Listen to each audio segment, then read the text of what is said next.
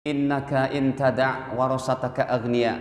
Sesungguhnya kamu meninggalkan anak istrimu agniya dalam keadaan punya harta, khairun, lebih baik, min an tada'ahum alah, ketimbang kamu tinggal mati mereka dalam keadaan alatan, miskin, yatakaffafun nas, minta-minta sama orang lain.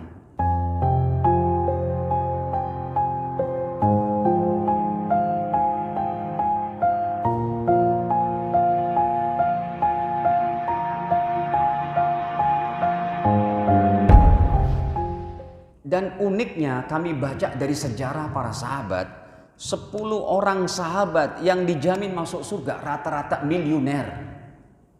Orang miskin zaman sekarang pun yang taat ibadah, tahajud enggak tinggal, puasa Senin Kemis enggak tinggal, sholat berjamaah enggak tinggal. Miskin bukan karena rebahan, miskin bukan karena bermalas-malasan, tapi emang takdirnya segitu.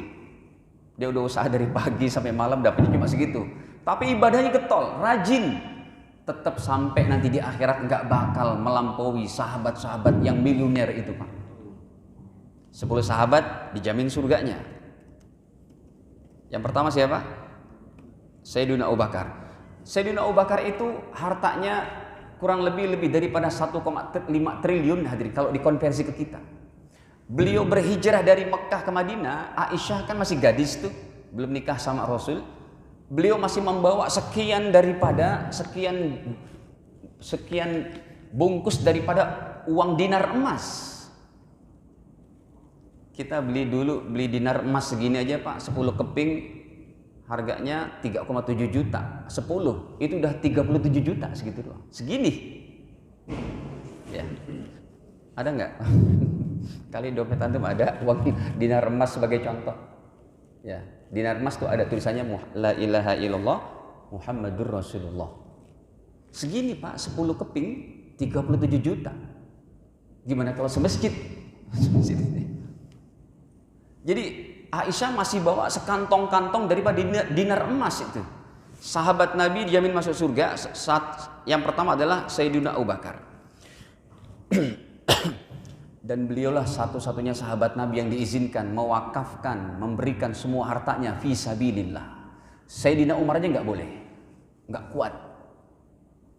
Ketika Sayyidina Umar meninggal, dalam Fathul Bari itu ya dikonversi kepada rupiah kita, harta beliau masih ada 1,7 triliun, bukan miliar. Sayyidina Umar termasuk saudagar. Apalagi Sayyidina Utsman, yang sekarang tanahnya dan hotelnya masih ada di Madinah, Hotel Utsman bin Affan. Kalau untung masukin ke dalam rekening beliau, orangnya udah meninggal, Pak, 1400 tahun yang lalu, rekeningnya masih ada dan untuk kemaslahatan orang Islam. Dan beliau banyak daripada beli wakaf perkebunan korma yang hasilnya untuk umat Islam sampai detik ini. Tercatat dalam sejarah harta beliau dikonversi ke rupiah masih 6,2 triliun. Yang lebih hebat lagi Abdurrahman bin Auf yang paling kayanya itu. Orang ratusan janda dia yang pelihara, ratusan anak yatim dikasih donasinya.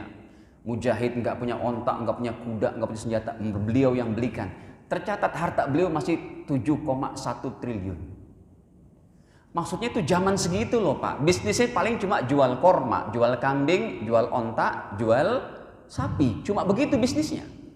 Kalau zaman sekarang kan orang yang jual pete di TikTok aja kaya, Pak. Betul? Apa aja laku di TikTok live itu. Apalagi yang lagi terkenal nih, Dr. Richard Lee, sehari bisa mencapai 40 miliar penjualan dari skincare-nya itu. Nah, hadirin, Sayyidina Abu Bakar di surga. Kemudian siapa? Umar di surga. Utsman di surga. Ali, yang miskin Ali saja, menantu Nabi SAW. Nabi menerima karena ketakwaan beliau itu. Yang kelimanya Sa'ad bin Abi Waqqas. Bapak Ibu tahu tidak siapa Sa'ad bin Abi Waqqas? Ini bukan Sa'ad bin Abi Waqqas yang makamnya ada di Guangzhou di Cina. Kalau itu juniornya, namanya emang sama. Ya, Sa'ad bin Abi Waqqas. Kalau ini makamnya ada di samping Masjid Nabawi, di makam Baqi'.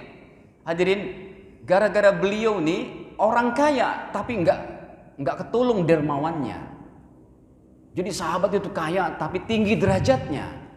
Gara-gara beliau lah ini, ceritanya gimana? Dalam hadis Sahih Bukhari, nanti kami tampilkan hadisnya.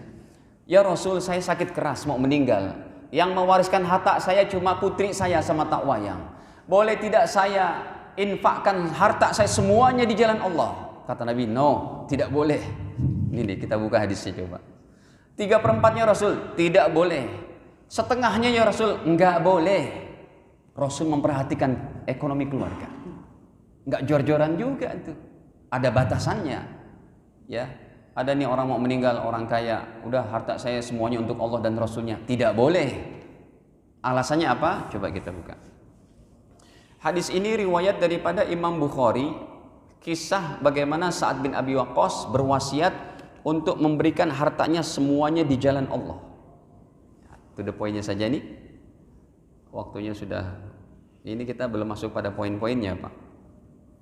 Nih, ya Rasul, saya sakit keras ini. Boleh tidak saya mewakafkan kullihi bimali kullihi, semua harta saya? Qala, Nabi menjawab, la, enggak boleh. Fasyatru, setengahnya ya Rasul, tidak boleh. 3/4-nya Rasul, la, tidak boleh. Qultu as-sulus, sepertiga ya Rasul. Kata Nabi, oke lah sepertiga. Tetapi fasulus kasir, sepertiga itu juga udah banyak. Apa alasannya ya Rasul? Saya mau berderma semua loh untuk Masjid An-Nur nih, semua harta saya. Tidak boleh. Alasannya, innaka intada' warasataka agniya. Sesungguhnya kamu meninggalkan anak istrimu agniya dalam keadaan punya harta.